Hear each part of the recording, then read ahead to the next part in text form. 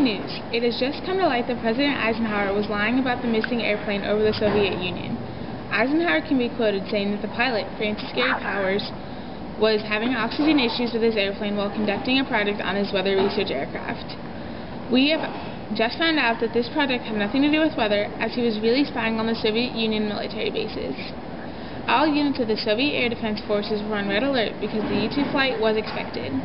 The U-2 was flying at an extremely high altitude, which made Powers be able to bail out of his airplane and parachute to safety, where he was soon captured. This is when NASA issued a press release stating that the pilot of the airplane fell unconscious while he was flying. Once the Soviet Union heard of this, they said that a spy plane had been shot down, but made no reference to Powers still being alive. This was due to the fact that they wanted to catch Eisenhower in a lie, which made the U.S. look very bad and compromised relations with Pakistan, since that's where the U-2 plane was launched from. Pakistan said that they were under the impression that it was indeed just a weather airplane, and they felt deceived and cheated because the U.S. had kept them in the dark about spy operations on their own territory. In other news, a new television series about a flying squirrel and his moose best friend is set to premiere this fall. ABC announced today that the Rocky and Bullwinkle show will air on November 19, 1966. It is being produced by J. Ward Productions.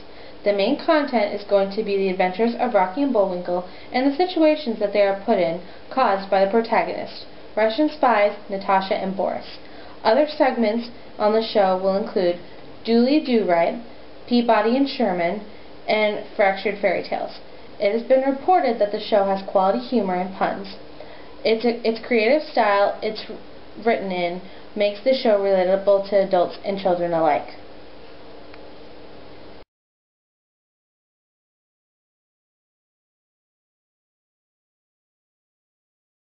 Hey, have you ever had French toast? It's IHOP's newest invention. You know how everyone loves bread and cinnamon? So why not put the bread and cinnamon together? Then we can call it French toast. This is the time for a new invention, and French toast is a soft bread-like texture that you can put powdered sugar on or maple syrup. But remember, it's somewhat addicting.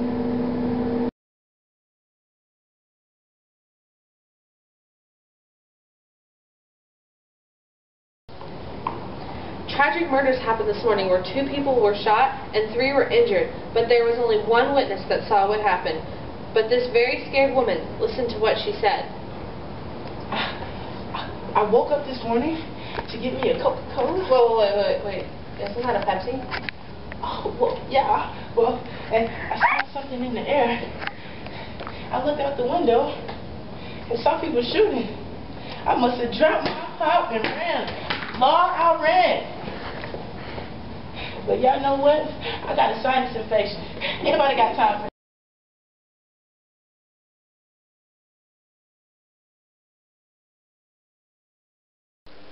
Welcome back. There's a new board game that's getting a lot of attention lately.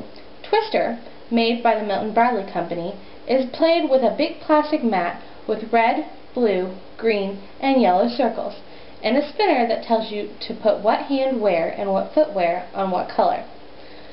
The object of this game is to make your opponents fall by picking certain circles to get tangled up.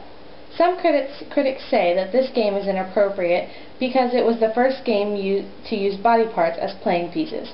Despite a lot of talk, this game has become very popular very quickly. Just a few weeks ago, Eva Gaber and Johnny Carson played it on The Tonight Show for all of America to see. It was reported that over 17,000 games had been sold in the next morning alone.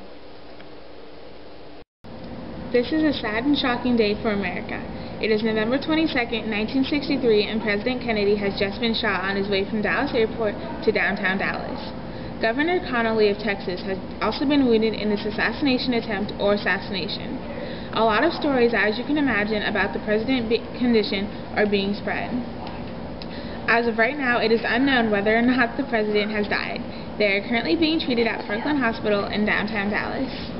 The police in downtown Dallas have taken a 25-year-old into custody at the scene of the crime.